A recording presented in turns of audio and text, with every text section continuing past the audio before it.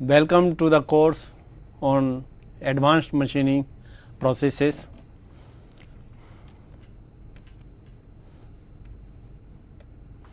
The course organization or lecture organization is as follows.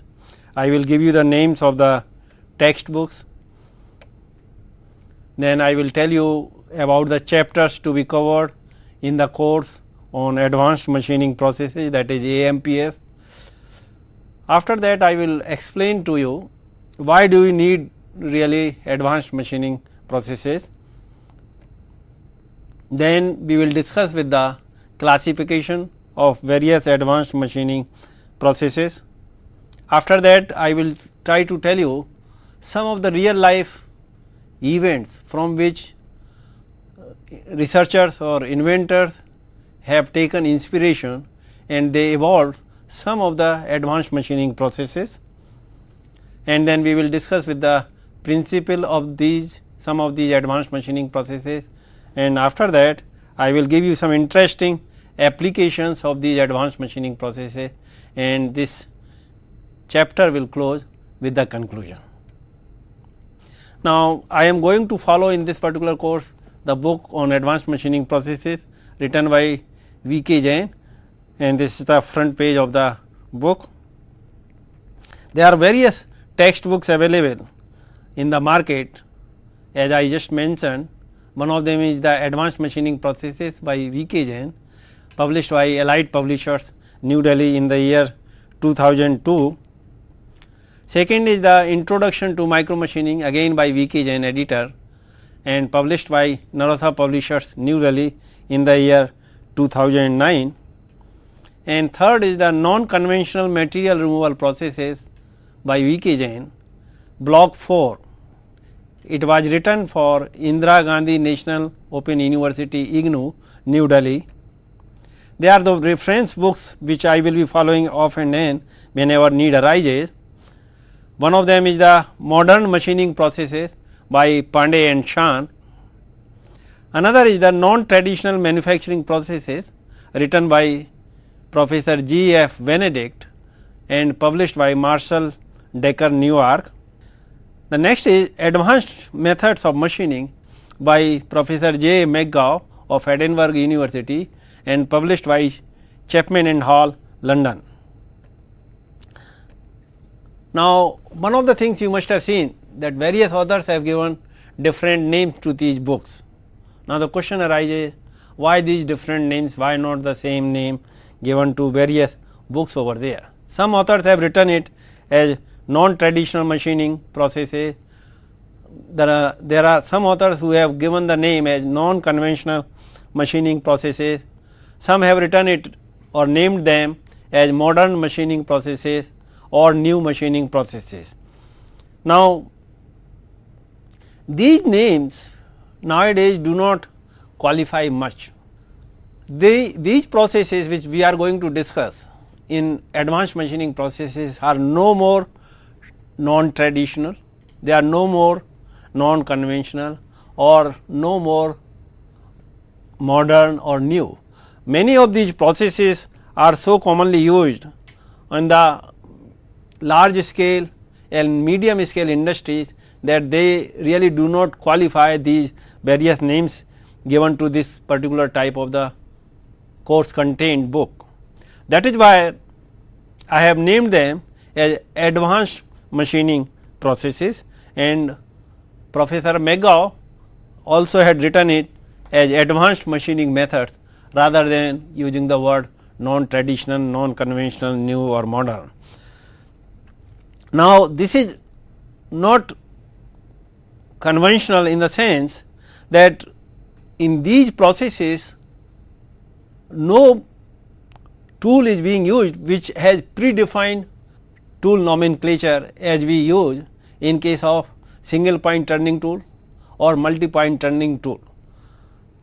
In these processes, energy in its direct form is used for the removal of the material. That energy may be laser energy or electric discharge in the form of the sparks or the arc, or electrochemical reaction, just like in case of electrochemical machining processes. The energy is used in its direct form for the removal of material, so that the work material or work piece is shaped and sized according to the design of that particular component. Now, what are the various areas or the topics that I am going to discuss in this particular course on advanced machining processes? It consists first chapter. Today I am talking about the introduction to the course. From the next class I will discuss about the mechanical types of advanced machining processes, which will include abrasive jet machining AJM, ultrasonic machining USM, water jet machining WJM, and abrasive water jet machining AWJM. After this, second part of this course will deal with the abrasive based nano finishing processes. It will include abrasive flow finishing AFF, chemo mechanical polishing CMP, magnetic abrasive finishing MAF, magnetorheological finishing MRF, magnetorheological abrasive flow finishing MRAFF or MRAF, and magnetic float polishing MFP. Third part of this course will deal with the thermoelectric type advanced machining processes, which includes electric discharge machining EDM, wire EDM, electric discharge diamond grinding EDDG, electric discharge grinding EDG, electrolytic in process dressing ELID. Then we will discuss about laser beam machining LBM, electron beam machining EBM, plasma arc cutting PAC. The fourth part of this course will deal with chemical and electrochemical type advanced machining processes. It includes electrochemical machining ECM. Then I will deal with theory of ECM, tooling design for ECM, electrochemical deburring as the application of ECM process, shape tube electro machining, electro stream drilling, and some other allied processes. Then chemical machining and photochemical machining. Fifth and last part of this course will deal with some introduction to micro ECM, micro EDM, micro LBM, and micro EBM. After this, a brief introduction will be given to focused ion beam machining, that is FIB machining, and last section will be selection of machining processes. This is very important to select a right kind of machining process. If it is not economical, if it is not with high productivity, probably an industrialist will not accept it. And finally, I will give some concluding remarks about the total course. The first and foremost question arises is, why do you need advanced machining processes when there are so many types of traditional or conventional machining processes about which you already know, for example, turning, milling, grinding, shaping, and so on. So, now we all know that these days lot of research is going on in engineering materials, and this is very important area. If you want to classify the engineering materials, you can classify them into three categories, as you can see: metals and alloys, plastics and composites, and ceramics. You know little bit about all these type of materials. These materials, especially plastics and composites and ceramics, they are getting more popularity amongst the industry users. Definite advantages they have got over the other materials commonly used, specifically metals and alloys. Now, question is how to machine these materials, because if we see the ceramics. Normally we use ceramic tools for cutting the metals and alloys or other materials. Now, when material or workpiece material itself is made up of that hard materials like ceramics, the question arises, which material will you use for cutting ceramics? Because we know that tool should be much harder than the workpiece material. When workpiece itself is hard or harder than the tool material, how to machine it? So, this was one of the reasons that people or the researchers in the field of manufacturing started thinking to evolve or to come up with the new processes, new type of machining processes, where hardness is not the barrier, and the solution they found nowadays is known as advanced machining processes. Now, the question arises, what is the present day demand trends in various kinds of industries, especially high tech industries just like aerospace industries, missiles, automobiles, nuclear reactors, etc. Now, engineering materials which are in demand, they should have much superior properties than the commonly used metals and alloys. And what should be the properties?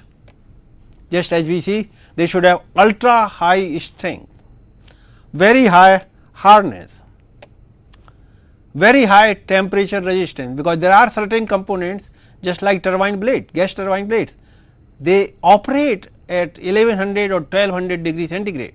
So, at that temperature they should be able to retain their shape and size and other properties while in use.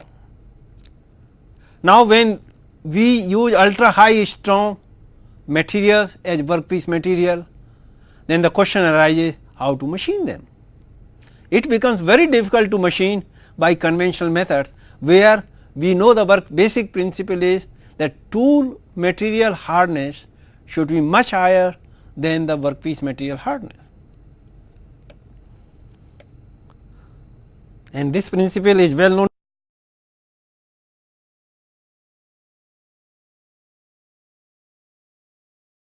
Manufacturing area started thinking or evolving new material, new manufacturing processes, new machining processes, and the result was, as we all know, that advanced machining processes were evolved over the period of time. Here the important thing is workpiece hardness does not matter in AMPS, advanced machining processes, as I just mentioned that hardness is the barrier in case of conventional machining processes. So, when we are using advanced machining processes, hardness does not remain as a barrier for machining it. Now, there are various reasons why we need to use advanced machining processes. So, the question arises, why do you need advanced machining processes? And the basic answer for this is that there are various limitations with conventional machining methods or conventional machining processes, just like I have already mentioned that workpiece hardness should be smaller or lower than the tool hardness. The present day industries, they need very high level of surface finish, that means surface roughness value should be very, very low.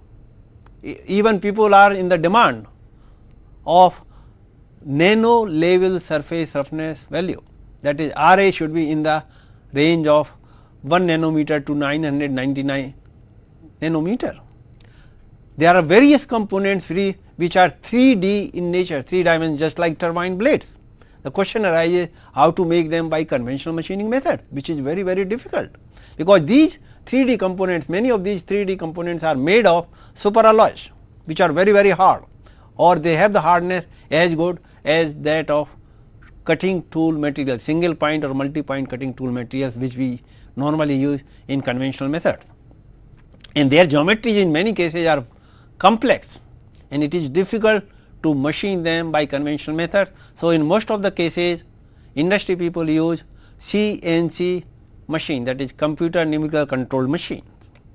Now, increased workpiece hardness will lead to the decreased economic cutting speed, because as the hardness of the workpiece increases, the cutting speed at which in conventional methods you can machine this particular part keeps on decreasing. That means productivity goes down or you get lower productivity, that means more expensive component, more time consuming. And as we